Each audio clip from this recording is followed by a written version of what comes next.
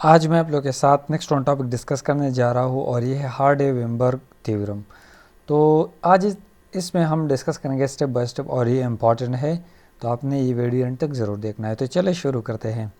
इसमें सबसे पहले हम डिस्कस करेंगे कि Godfrey H Hardy and William Weinberg क्या थे। ये मैथमेटिशियन थे। तो इसने डेवलप किया एक मॉडल इन 1908 में। हार्डे एंड वेइनबर्ग ने, इन दोनों ने, ये दोनों मैथमेटिशियन थे। तो इन दोनों का आइडिया क्या था जब ये कंबाइन हुआ, तो उसने इसको नाम दिया हार्डे-वेइनबर्ग थ्योरम। अब अगर हम बात करें ये थ्योरम क्या एक्सप्लेन करता है, तो ये एक्सप्लेन करता है कि what happen to the frequency of allele in a population over time, कि ये एक पॉपुलेशन में ये क्या होता है इसके जीन फ्रीक्वेंसी में with the passage of time. एक पॉपुलेशन में इसके जीन फ्रीक्वेंसी में ऐसा क्या होता है जब इसमें इवोल्यूशन होता है। तो इन दोनों का मानना ये था। अब मैं आप लोगों के साथ पॉइंट्स डिस्कस करूँगा विद डिटेल। तो the theorem state allelic frequency will not change from generation to generation if rules are met। अब इस थ्योरम का ये भी मतलब था कि allelic frequency ये चेंज नहीं होता है from one generation to another generation, लेकिन कुछ केसेस रूल्स में, वो कौन कौन से हैं ये पॉइंट आपने ज़रूर याद रखना है।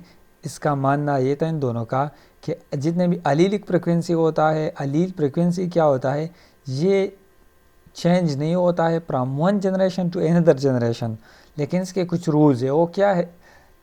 The first one is the mixing of allele at meiosis. जब ये नहीं होता है, मिक्सिंग ऑफ अलील जब नहीं होता है मियासिस के दौरान, तो ये नेक्स्ट जनरेशन में नहीं जाता है। And their combination do not alter the frequency of the allele in the future generation.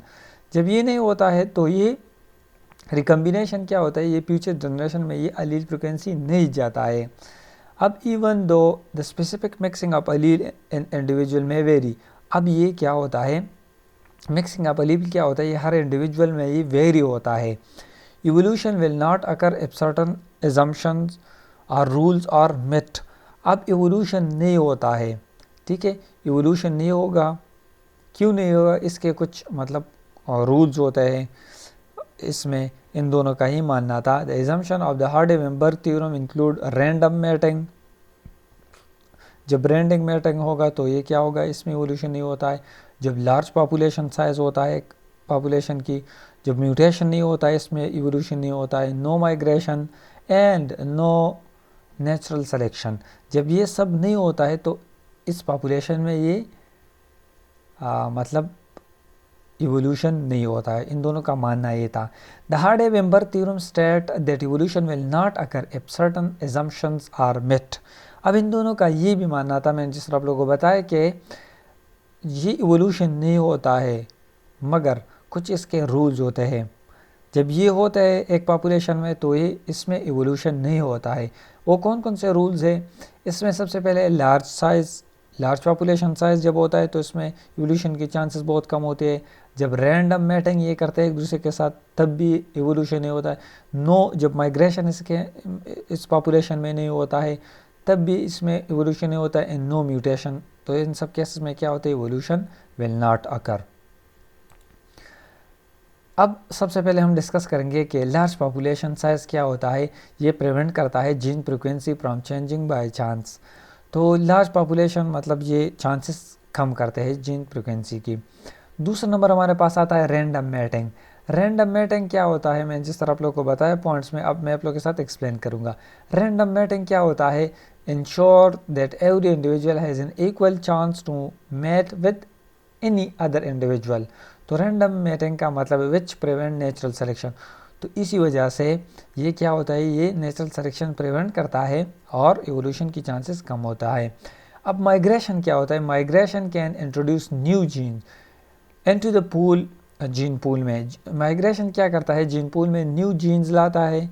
जब माइग्रेशन होता है, इमिग्रेशन होता है, इसमें ये न्यू जीन्स आते हैं और इसकी वजह से क्या होता है, ये इवोल्यूशन होता है। लेकिन इस केस में माइग्रेशन नहीं होता है, which is not allowed in the assumption.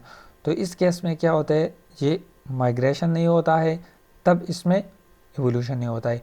Mutation जब नहीं होता है, म्यूटेशन मस्ट नॉट अकर, जब म्यूटेशन नहीं होता है तो म्यूटेशन इक्विलिब्रियम क्या होता है, ये प्रिवेंट करता है new genes for being introduce into the population.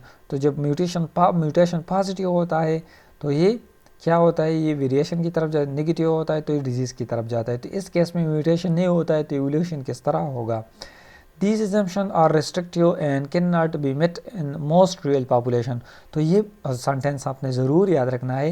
इसमें ये कहते हैं कि ये रियल पॉपुलेशन में ऐसा नहीं होता है। मैंने जिस तरह आप लोगों को बताया कि लार्ज पॉपुलेशन होता है, रैंडम मैटिंग, माइग्रेशन जब नहीं होता है, म्यूटेशन नहीं होता है, तो ये रियल पॉपुलेशन में ऐसा नहीं होता है। इसमें क्या होता है, ये माइग्रेशन भी होता है, म्यूटेशन भी होता है। So evolution occur in most population. तो मेजॉरिटी पॉपुलेशन में क्या होता है, ये इवोल्यूशन अकर होता है, इवोल्यूशन होता है क्योंकि इसमें कुछ स्टेप्स होता है, इसमें इन्वॉल्व होते हैं, तो इसके बेस पर इवोल्यूशन होता है। However the Hardy Weinberg theorem provides a useful theoretical framework for examining changes in gene frequency and population। तो इन दोनों का मानना ये था, इन दोनों थ्योरम ये एक्सप्लेन करता है, तो ये थ्योरेटिकल फ्रेमवर्क हमें देते हैं कि किस तरह ये चेंजेस आते हैं जीन फ्रिक्वेंसी में एक पॉपुलेशन में। तो इससे ये इन दोनों ने एक्सप्लेन किया ये थ्योरेटिकली। तो ये थी कुछ बेसिक टर्मिनोलॉजीज अबाउट हार्डे-वेइनबर्ग थ्योरम। उम्मीद करता हूँ कि आप इस वीडियो को लाइक करेंगे, दोस्तों के साथ शेयर करेंगे और हमारे यूट्यूब चैनल को ज़रूर सब्सक्राइब करेंगे। Thank you so much for watching, bye.